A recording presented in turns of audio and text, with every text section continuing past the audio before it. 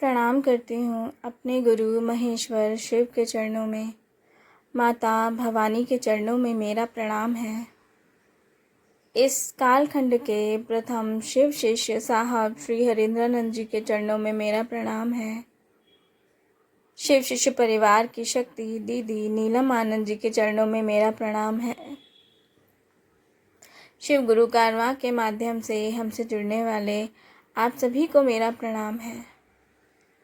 पुस्तक अनमोल आखर के माध्यम से हमने जाना, यदि भगवान शिव को गुरु मानकर उनसे दया की याचना की जाए तो वे दया अवश्य करते हैं।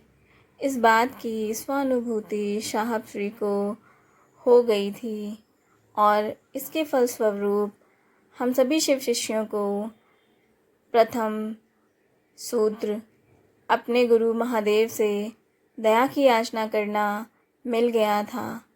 अब आगे की घटनाओं के विषय में जानते हैं। शिव को गुरु मानने के बाद पारलौकिक बाधाओं के बीच उत्पन्न स्थितियां यह आभास दे रही थी कि शिव नाम की कोई सत्ता है जो अपरिमेय है। उनका ज्ञानदायी स्वरूप उन्हें जगत गुरु, आदि गुरु और गुरुओं के गुरु की महिमा से मंडित करता है। शास्त्रों एवं ग्रंथों में उल्लेखित शिव के गुरु होने की बात का व्यवहारिक पक्ष साहब और दीदी को प्रत्यक्ष एवं परोक्ष रूप से प्रभावित करने लगा था। ऐसे ही प्रभाव के अधीन दोनों ने संपर्क में आए लोगों को शिव को गुरु मानने के लिए प्रेरित करना शुरू कर दिया।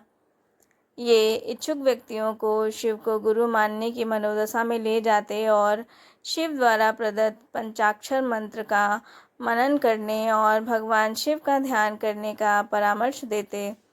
पूजा घर में चावल बिछा ही रहता था। चूँकि दीदी को घर की साफ सफाई में विशेष रुचि थी, इसीलिए कभी कभी चावल को उठाकर कहीं और रख दिया जाता था और समय रहते उसे वापस वहीं फैला दिया जाता था। एक और घटना है जो कई दिनों तक इन लोगों को अचंभित करती रही। पूजा घर में कभी कभी सांपों की फुफकार सुनाई देती थी। उस फुफकार को कई बार रिकॉर्ड किया गया। हालांकि कोई सांप दिखाई नहीं देता। प्रसाद चढ़ने पर उसमें बदलाव हो जाते थे, किंतु मुख्य रूप से आम जनमानस को शिव के गुरु स्वरूप से जुड़ाव हेतु प्रेरित किया जाने लगा था। अब यह मुख्य कार्य हो गया था। फिर से कई चमत्कारिक घटनाएं मधेपुरा के पूजा घर में आने लगी थी। किसी को प्रणाम करने पर आशीर्वाद के रूप में सूखा बेलपत्र आ जाता तो जो लोगों के लिए कल्याणकारी सिद्ध होता था। लगभग 8 वर्षों के बाद इसकी पुनरावृत्ति हो रही थी। आगंतुकों के रूप में ऐसे लोग भी आने लगे थे जो सामान्य जगत के नहीं थे। जब वे महान लोग आते तब तो पता नहीं चलता, पर उनके जाने के बाद यह प्रतीत होता था कि वैसे लोग साहब से मिलने आया करते थे। वे आते, कुछ कह जाते, कुछ परिजनों की तरह कुछ दे जाते। उन विभूतियों के द्वारा दी हुई सामग्रियों में वहाँ सूखा बेलपत्र, बबूत एवं सिंदूर जरूर होता, जो पूजा घर में प्रणाम करने पर अक्सर आ जाया करता था। उल्लास और अचंभों का मलय पवन फिर से लौट आया था, लेकिन ये घटनाएं साहब और दीदी पर कोई विशेष प्रभाव नहीं छोड़ पाती थी। इन चमत्कारिक घटनाओं के ये दोनों आदी हो चुके थे। हालांकि आस पड़ोस के लोगों के लिए यह कौतूहल का विषय बनता जा रहा था। कभी कभी तो सबके सामने ही घटनाएं घट जाती, जिसे प्रत्यक्ष देखने के बाद भी स्वयं की आंखों पर एतबार नहीं होता था। 12 बाँस की लदी बैलगाड़ी पर सवार कुछ लोग मिथिलांचल का लोकप्रिय मैथिली गीत हम आयल छी, हम शरणागत छिय, एहे राजा रानी के डूबब उतराइब, एहे राजा रानी से गाते चले जा रहे थे। साहब को यह गीत बेहद पसंद था। उन्होंने इसे रिकॉर्ड कर रखा था और अक्सर सुना करते थे। साहब ने दीदी को नाश्ता तैयार करने के लिए कहा और बाहर बरामदे में खड़े होकर एकाग्रता से सुनने लगे। जैसे जैसे गीत के बोल मध्यम हो रहे थे, वैसे वैसे बैलगाड़ी आंखों से ओझल होती जा रही थी। साहब ने नाश्ता किया और दफ्तर चले गए। दीदी बच्चों को स्कूल भेज चुकी थी। घर में केवल एक सहयोगी था। बरामदे में चौकी पर बैठकर दीदी चावल चुनने लगी। तभी देखा सामने बरामदे की सीढ़ी पर धोती कमीज पहने साधारण किंतु सुंदर कदकाठी का एक व्यक्ति खड़ा था। उसके साथ 11-12 साल का एक बच्चा भी था। दीदी ने पूछा, क्या बात है? उसने कहा, साहब ने कहा भेजा है, और बरामदे की सीढ़ियां चढ़ता हुआ दीदी के नज़दीक आकर खड़ा हो गया। दफ्तर की फाइलें कभी कभार घर पर छूट जाती थी तो अक्सर कोई स्टाफ लेने आ जाता था। शायद यही सोचकर दीदी ने पूछा, कोई ख़ास बात है क्या? नहीं, कोई ख़ास बात तो नहीं है। साहब ने दोपहर में 5 लोगों का खाना बनाने को कहा है। लीजिए, यह देवघर का प्रसाद है जो उन्होंने भेजा है। कहते हुए कागज में बंद प्रसाद को चौकी पर रखते हुए वह बच्चे के साथ आहते से बाहर निकल गया। उस प्रसाद को दीदी ने खोलकर देखा तो सही में देवघर का प्रसाद था। दीदी ने नौकर को तुरंत बाजार भेजकर कुछ ज़रूरी सामान मंगवाया। 1 बजे के आसपास भोजन तैयार हो गया था। चूँकि बात अतिथियों की थी तो विशेष पकवान भी तैयार किए गए थे। खीर तो बनी ही थी। वैसे भी हम भारतीयों का आतिथ्य खीर के बिना अधूरा होता है। गर्मी के दिन थे। धरती सूख चुकी थी। बिहार का शोक कही जाने वाली नदी कोसी का तट भी बहुत दूर खिसक गया था। दलदली भूमि पर कहीं कहीं हरी घास दिख जाया करती थी। पेड़ की सूखी हुई शाखाएं आसमान की ओर सिर उठाए खड़ी थीं। वैसे सूखी टहनियों पर भी चिड़ियों के घोंसले थे जिनको पेड़ों ने आश्रय दे रखा था। सुबह की कचहरी समाप्त कर साहब लगभग 2 बजे घर आए। उन्हें अकेला देखकर दीदी ने पूछा, बाकी लोग कहाँ हैं? कौन लोग? साहब ने कहा, 5 लोगों का खाना बनवाने के लिए आप ही ने तो खबर भिजवाई थी। सबका खाना भी तैयार है। मैंने खबर कराई थी। साहब को बड़ा आश्चर्य हुआ। हाँ, आप नहीं तो और कौन? यह कहते हुए दीदी ने सारी घटना साहब को सुना दी। उन दिनों बच्चे काफ़ी छोटे थे। अब छोटे से इस परिवार में उतने लोगों के तैयार भोजन का क्या उपयोग होगा? साहब ने सेवक को अपने मकान मालिक मुरलीधर प्रसाद जी को बुला लाने को कहा। मुरली बाबू के छोटे भाई मदन मोहन भी पड़ोस में ही रहा करते थे। मदन मोहन और इनके घर के बीच एक दीवार थी जिसके चलते बातचीत आसानी से हो जाया करती थी। साहब ने आवाज़ लगाई तो वे स्वयं ही आ गए। दोनों भाइयों को पूरा वाकया बताया गया तो वे बहुत ज़्यादा अचंभित नहीं हुए, क्योंकि जब से साहब दीदी उनके घर में रहने आए हैं तब से इस तरह की घटनाएं अक्सर हो जाया करती थीं। सर, क्यों ना हम लोग थोड़ा इंतज़ार कर लें? संभव है कोई आ जाए, मुरली बाबू ने कहा। साहब ने कहा, ठीक है, प्रतीक्षा कर ली जाए। शिव के गुरु स्वरूप और उनकी वास्तविक सत्ता से लोगों का जुड़ाव सुनिश्चित करने में आ रही व्यवहारिक कठिनाइयों पर सभी चर्चा करने लगे। सर, क्यों ना हम लोग समारोह का आयोजन कर लोगों के लिए आध्यात्मिक जागरूकता का कार्यक्रम चलाएं ताकि धर्म की आड़ में हो रहे शोषण से लोगों को मुक्त कराया जा सके, मुरलीधर बाबू ने कहा। साहब एक प्रशासक थे और इतिहास के विद्यार्थी भी थे। इन समस्याओं से वे अनभिज्ञ नहीं थे कि सदियों से चली आ रही इस मानसिक गुलामी से इतनी जल्दी मुक्ति नहीं पाई जा सकती है। किसी प्रकार की क्रांति भी संभव नहीं है। जैसे राजनीतिक क्रांतियां फ्रांस, रूस और चीन जैसे देशों में हुई थीं। क्रांतियां परिस्थितियों या समाज में बदलाव लाती हैं। आध्यात्म और संस्कृति में तो जागरण ही होता है। भारत एक ऐसा देश है जहाँ विज्ञान को भी धर्म के आवरण में लपेट कर ही परोसा गया है, जहाँ समष्टि और व्यष्टि की प्रत्येक क्रियाविधि को धर्म के साथ जोड़कर देखा जाता है। ऐसी बंध मूल परंपरा के विरुद्ध भावनात्मक विरोध एक लंबी प्रक्रिया से ही संभव है, अचानक नहीं। यही कारण है कि 2500 वर्ष पूर्व ब्राह्मण धर्म की प्रतिक्रिया के गर्भ से प्रसूत बौद्ध धर्म एवं जैन धर्मों ने भी अपने कालबद्ध प्रभाव के साथ उसी धर्म की धारणाओं, संस्कृति और कर्मकांडों को ऐच्छिक या अनैच्छिक रूप से आत्मसात कर लिया, जिसकी प्रतिक्रिया की वे प्रसूति थे। हमारी मान्यताओं की जड़ें इतनी गहरी हैं कि इन संप्रदायों द्वारा किसी विशेष दिशा में आंशिक विरोध ही किया गया था, तब भी देश की मिट्टी के संस्कारों ने इन्हें अपनी ही जन्मभूमि से 7 समंदर पार बाहर फेंक कर दिया। अपनी ही ज़मीन पर इनकी पकड़ ढीली पड़ गई है। विधाता के फैसले वक्त पर ही होते हैं मुरली बाबू, हमारी तरह वह हड़बड़ी में फैसले नहीं लेता। कल मैं अकेला था, फिर 2 हुआ और अब देखिए धीरे धीरे फैलाव होता जा रहा है और आगे भी होता जाएगा। निरंतर विकास तो प्रकृति का नियम है, साहब ने कहा। बातें करते करते दिन के 3:30 बज गए। तैयार भोजन को पूजा घर में रख दिया गया और सभी लोगों ने समान रूप से ईश्वर से नमन करते हुए कहा, आप जो कोई भी हैं, आपने अपने आने की सूचना दी, भोजन बनवाने का आदेश दिया, अब भोजन ग्रहण कर लीजिए, क्योंकि हम लोगों ने भी अभी तक कुछ नहीं खाया है।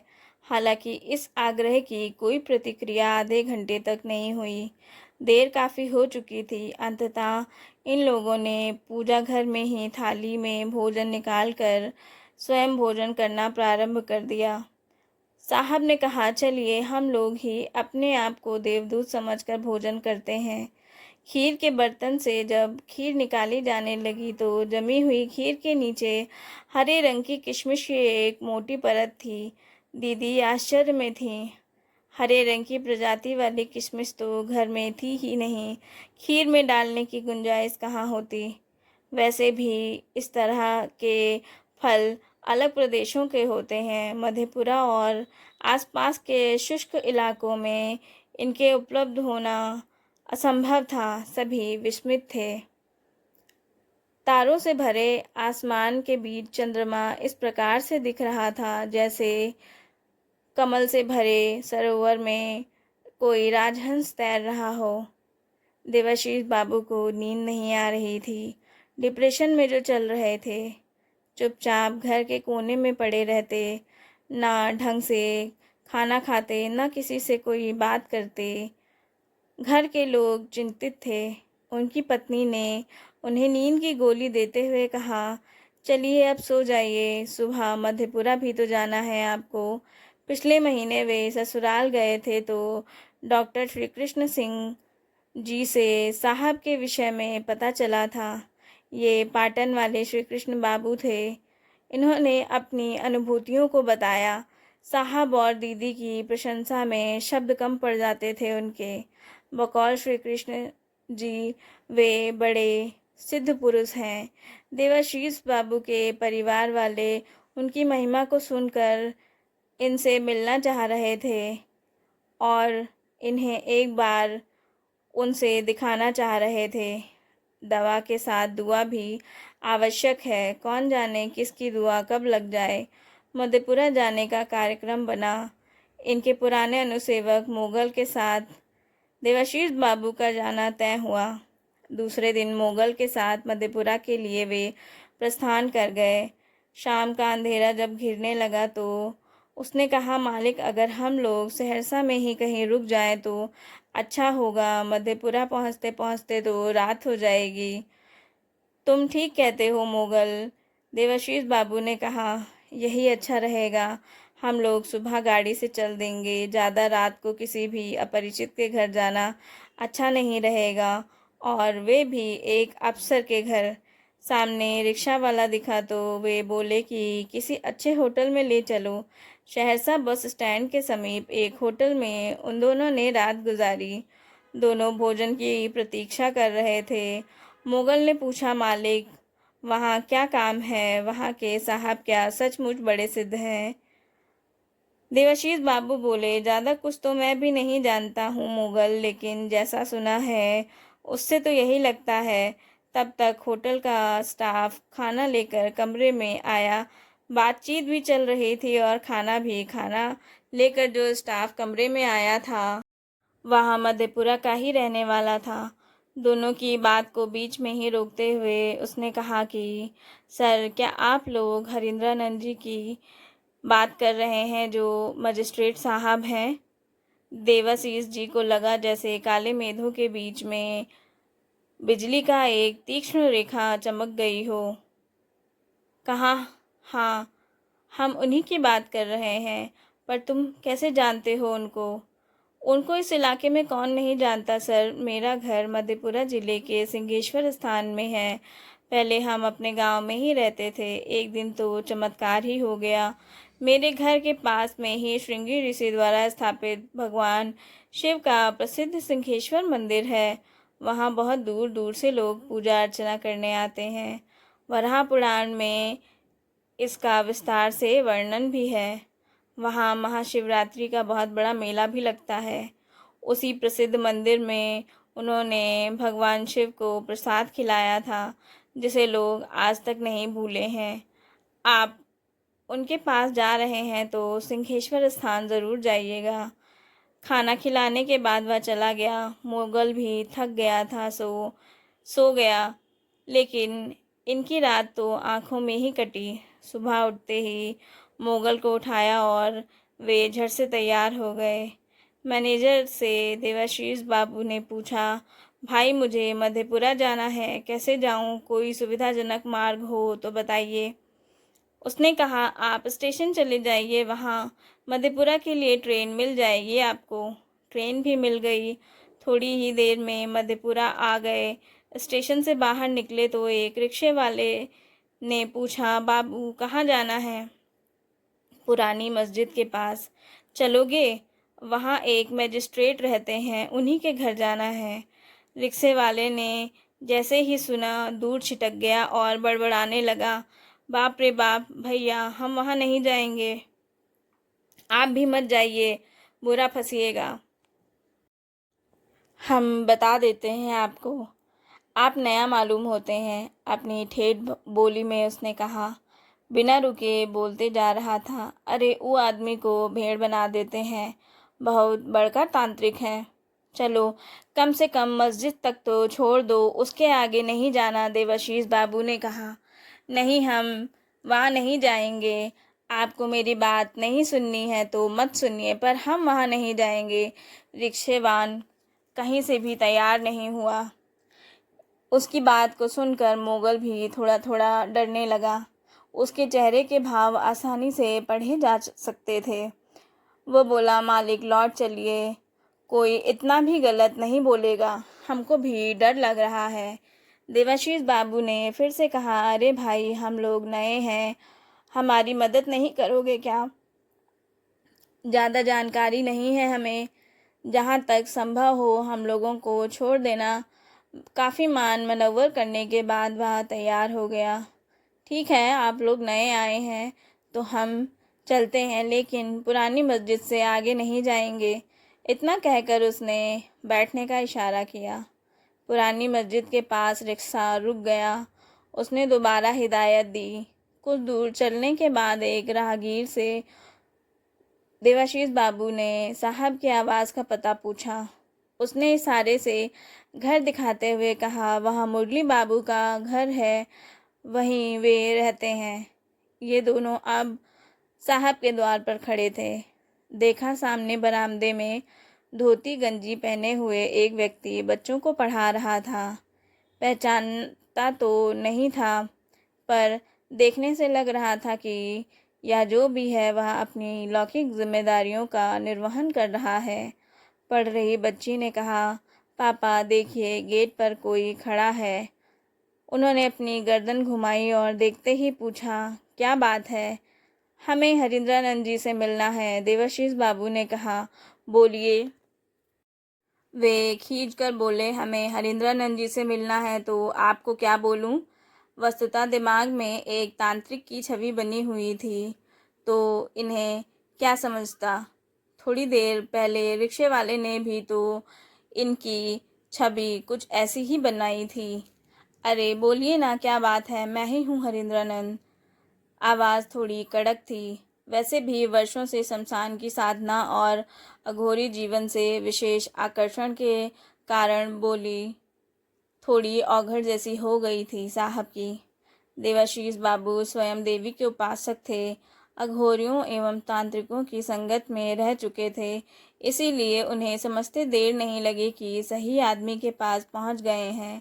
बड़ी ही विनम्रता से क्षमा याचना के साथ वे बोले, पहचानने में थोड़ी भूल हो गई है। मेरा नाम देवाशीष है, सदानंदपुर बेगूसराय से आया हूँ मैं। आप शिव कुमार जी के बहनोई हैं क्या? साहब ने मुस्कुराते हुए पूछा। हाँ, आपने सही समझा, शिव कुमार जी मेरे बड़े साले हैं, देवाशीष बाबू ने उत्तर दिया। साहब ने दीदी से कहा, देखो कौन आए हैं, शिव कुमार जी के बहनोई देवाशीष बाबू हैं। दीदी बाहर आई, एक मीठी सी आवाज़ हवा में घुल गई।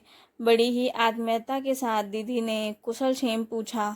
देवाशीष बाबू के मन को अपूर्व शांति मिल रही थी। विचारों की झंझा क्रमशः क्षीण होने लगी थी। लग रहा था व्यथित मन पर कोई सुधा लेप कर रहा हो। प्रेम और सम्मान दोनों विगलित होकर कपोल क्षेत्र पर अश्रुधारा बनकर लुढ़क गए थे उनके। वे कहने लगे, क्या बताऊं दीदी, मैं तो आजकल इतना परेशान हूँ कि कह नहीं सकता। मेरे साले घर आए थे, मैं उनके साथ ससुराल गया था। मेरे ससुर राम नरेश सिंह जी बरबीघा प्रखंड के प्रमुख हैं। वहीं प्रखंड पशुपालन पदाधिकारी डॉक्टर श्री कृष्ण सिंह जी से मेरा परिचय हुआ। उनसे मेरी घनिष्ठता हो गई। भारतीय धर्म दर्शन आदि विषयों पर उनसे बातें होती थी। उसी क्रम में उन्होंने आपके बारे में बताया। श्री कृष्ण बाबू बड़ी श्रद्धा रखते हैं आप दोनों के लिए। वे कहते हैं हरिंद्रानंद जी बड़े सिद्ध पुरुष हैं, बड़ी बड़ी सिद्धियां प्राप्त कर चुके हैं। इतनी प्रशंसा सुनने से मेरी भी इच्छा हुई कि मैं आपसे मिलूं। मेरे एक गुरु हैं पटना में, उनके निर्देशन में मैं काली की उपासना किया करता था, लेकिन जब से तबीयत खराब रखने लगी तब से पूजा उपासना सब कुछ छोड़ दिया मैंने। मैं तो ना ढंग से खाता हूँ, ना किसी से बात करता हूँ, अपने कमरे में अकेले पड़ा रहता हूँ। मन अज्ञात के भय का शिकार हो गया है।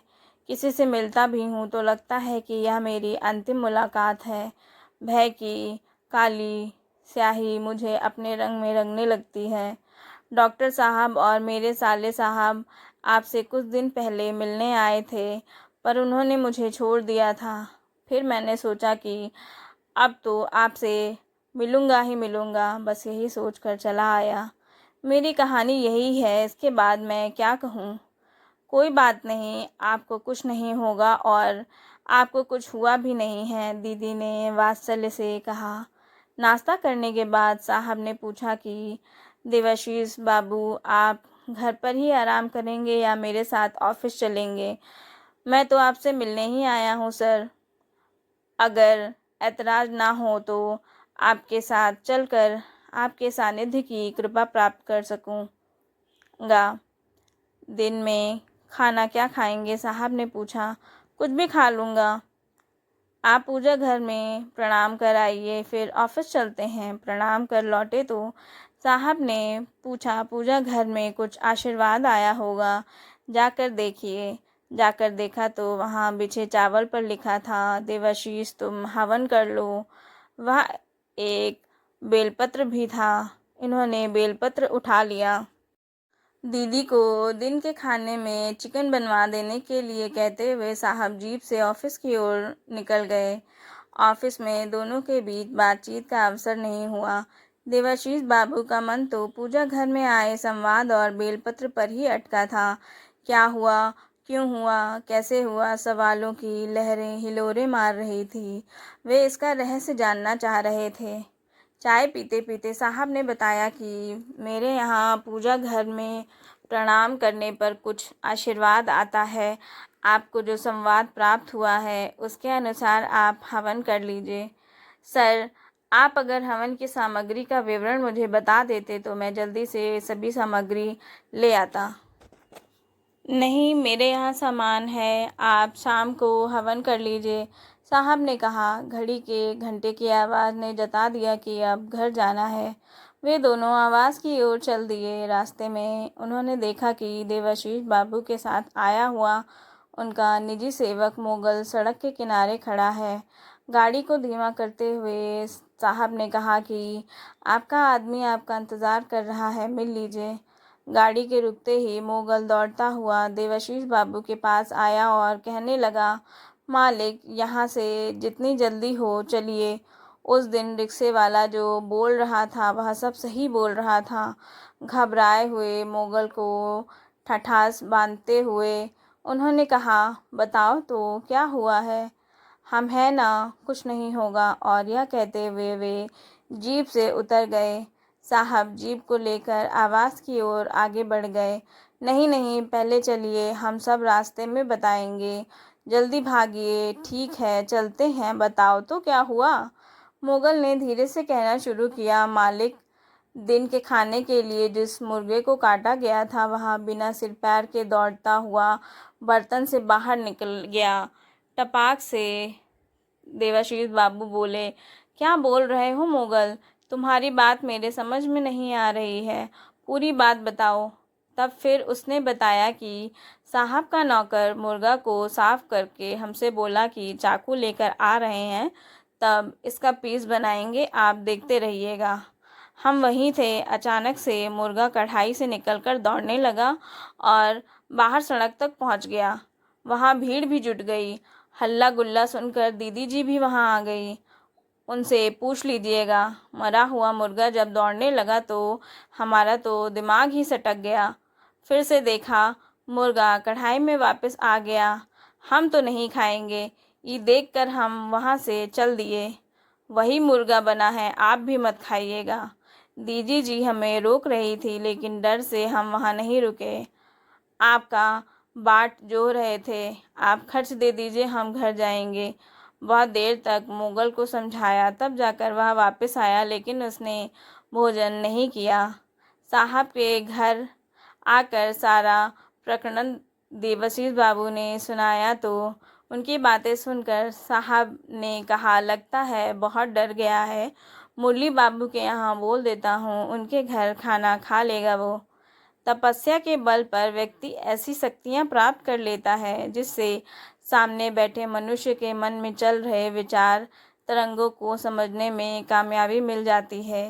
देवाशीष बाबू को सिंहेश्वर मंदिर जाने की इच्छा थी, जिसे संकोचवश वे शब्द नहीं दे पा रहे थे। तभी अंतर्मन के द्वंद्व को भांपते हुए साहब ने पूछा, क्या सोच रहे हैं देवाशीष जी? कुछ नहीं, चलिए आज खाना खाकर सिंहेश्वर मंदिर घूम आए, आपका भी मन थोड़ा बहल जाएगा। अंधे को क्या चाहिए, बस आँखें। ये मन ही मन पुलकित हो उठे।